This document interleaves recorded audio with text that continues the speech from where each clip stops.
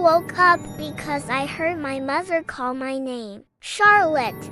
Her voice was soft, the way she said it when she didn't want to wake everyone else in the house. For a moment, I lay still in my bed, staring at the ceiling, trying to decide if I was dreaming. Then I heard it again. Charlotte, come outside. My heart slowed.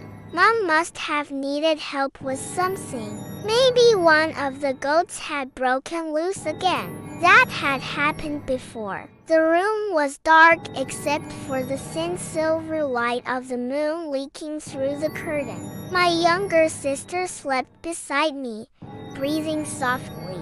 Everything else in the house was quiet. Too quiet. I sat up. Mom, I whispered. No answer. But then the voice came again, clearer this time. Charlotte, come. It sounded like it was coming from outside. I slipped out of bed and walked slowly through the hallway, careful not to wake anyone. The wooden floor creaked under my feet. The air in the house felt strange, heavy, like the silence before a storm. When I reached my parents' room, the door was closed. No light came from inside. That was odd. Mom, I whispered again. Nothing. Then the voice came once more, drifting through the window at the end of the hall. Charlotte. This time it came from the garden. A cold knot formed in my stomach. Our compound was large, and at the center of the garden stood an enormous old tree. Everyone in the neighborhood knew it. Its branches were twisted and wide, and even during the day it looked dark beneath the leaves. At night, it looked like something alive. I pushed the back door open. The night air was cold against my skin. Crickets chirped somewhere in the grass. The moon hung low, painting the yard in pale gray light. And there it was, the tree. Its branches stretched over the garden like long arms. Mom, I called softly. For a moment, nothing moved. Then the voice came again, right from the base of the tree. Charlotte. But something was wrong. My mother's voice sounded stretched, like someone trying to imitate her but not quite getting it right. My chest tightened. Mom, where are you? I took a few steps closer. The grass brushed against my ankles. The tree's shadow swallowed the moonlight as I entered it. Charlotte. The voice was now directly above me. I looked up, and my blood turned to ice. Something was in the tree. At first, I thought it was just a shadow tangled among the branches. Then it moved. Long limbs unfolded slowly, like a spider waking up. The thing clung to the trunk, its body thin and twisted. Its skin looked pale and wet in the moonlight. And its face was drawn. Its mouth was stretched wide, almost tearing the sides of its head apart. Then it spoke again. Charlotte, in my mother's voice. I screamed. The creature dropped from the tree.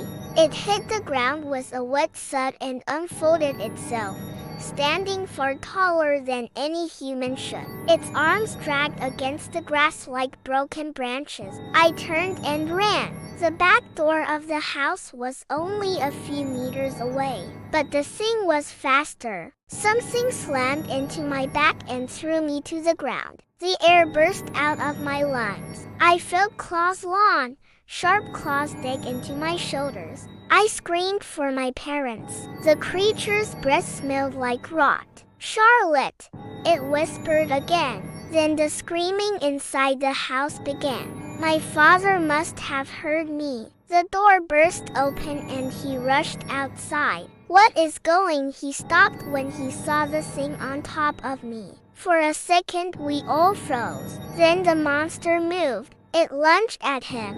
I heard the sound before I saw it, the horrible crack of bone breaking. My father didn't even have time to scream before the creature tore into him. Blood sprayed across the doorway.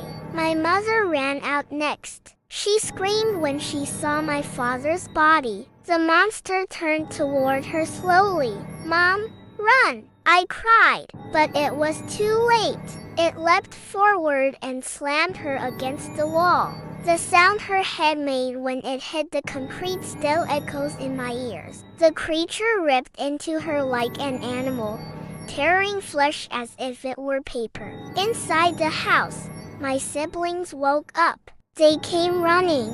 They shouldn't have come. The monster moved through them like a storm. My little brother tried to run back inside, but the creature caught him by the leg and dragged him across the floor. My sister's scream was cut short by a sickening snap.